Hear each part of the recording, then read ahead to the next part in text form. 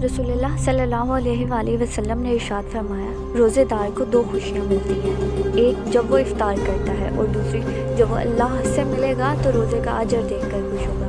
अस्सलामु अलैकुम मोअज़्ज़िज़ सामीन किराम, आज हमारी इस वीडियो में तारीख़ रमज़ान की रोशनी